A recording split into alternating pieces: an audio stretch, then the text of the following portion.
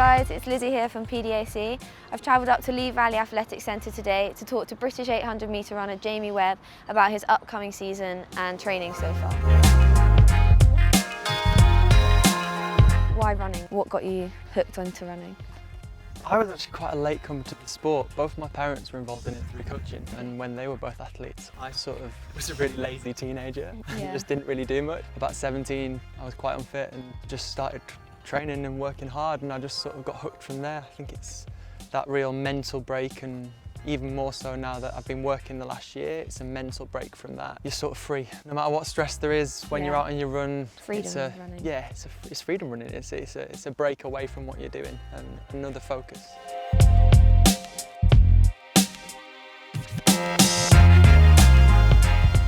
Were you straight away 800 is what I want to do, or was it pick and choose a little bit? I think I naturally just ended up there. It was always the event I was the best at. It was the event that came naturally to me, and then even when everything else improved, my 800 improved more than everything else. So I just kind of, the 800 chose me. Okay, and so you mentioned you started from like 17. Was it competitive from the start, or did it take a while for you to reach this like elite level that you're now at? I think my biggest breakthrough was probably when I was 20. That I was competitive from the start. I was always competing, just working through the rankings basically. But I think when I was 20, I won the British under-23s, and that was my first big performance. I think I ran 148.5 there, if I can remember correctly. Don't quote me on it. But yeah, that was my first performance. So it was a kind of 2 solid winters, I'd say, to get to the national standard level.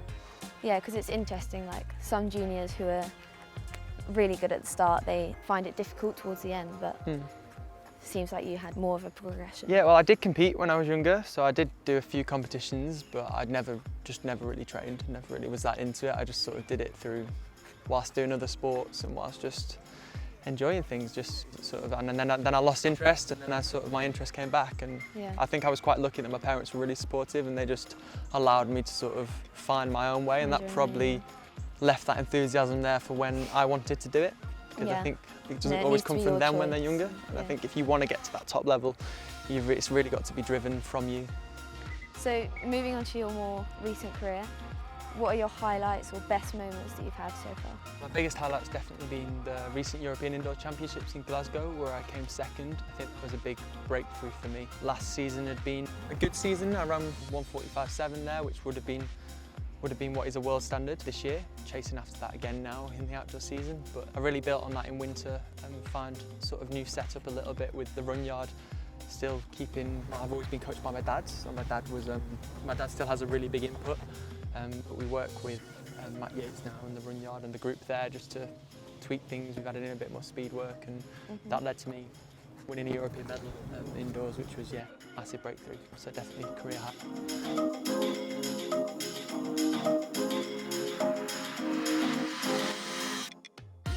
So working with your dad, does that help you get through low points, or have you had any low points where you've needed the support?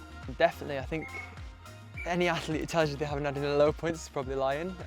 It's the nature of the sport, and especially something like athletics. When you're on the track, there's no hiding. When it's a bad day, it's a bad day. It's exposed in time, it's exposed in where you finish.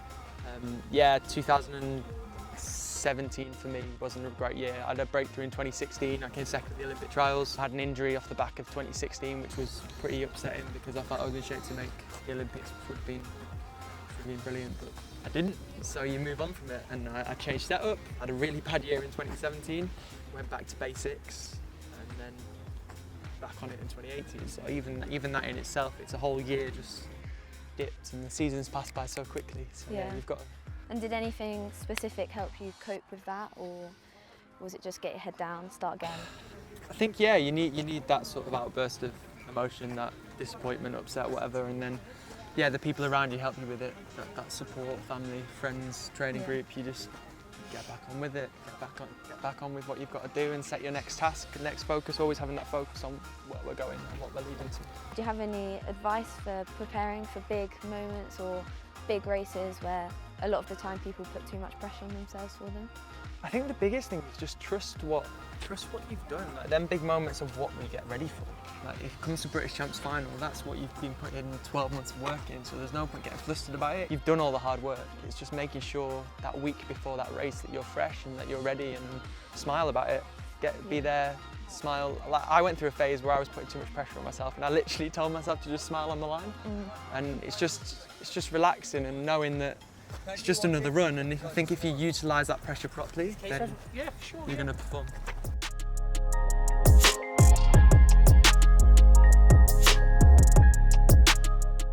So what's like a typical training week for you? I'm probably quite unique for an 800 metre runner really. I'll respond quite well off sort of 70, 80 mile weeks. Okay. So I'll hit big mileage in the winter, and then coming down into summer, it really becomes getting ready for them sort of 3 sessions a week. Tuesday, Thursday, Saturday, proper 800 base sessions and track base sessions.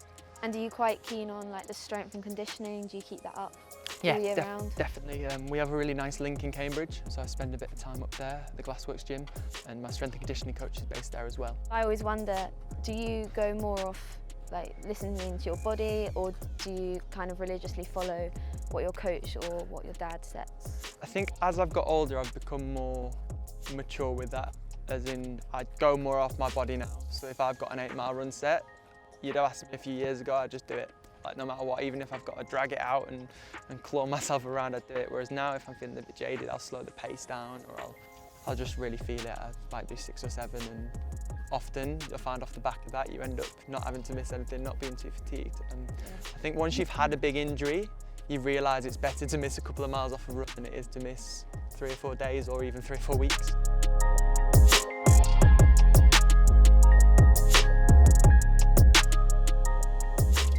Finally, do you have any like favourite sessions or worst sessions that you really dislike? I feel like my favourite and worst are both the same. I quite like the summer work. I love 800 metre work, even though it puts you in a bin, throwing up at the side of the track. I like 5 300s off 3 minutes. I think it's a great session, and that's real like fractionally under 800 metre pace. In the winter, when I do some park runs, I like to do a park run, but then we finish and we have 10-minute recovery and then do another 5k. So like, got a few looks there, but like, or do something afterwards. So I'll do like a 3 mile tempo or 2 mile tempo off the back of 10 minutes after the 5k, which is always feels horrific because I feel lazy now. Well, thank you very much for letting me speak to you. It's been really, really good, and good luck for the rest of your season. Thank you very much. Nice to meet you too, and good luck with yours.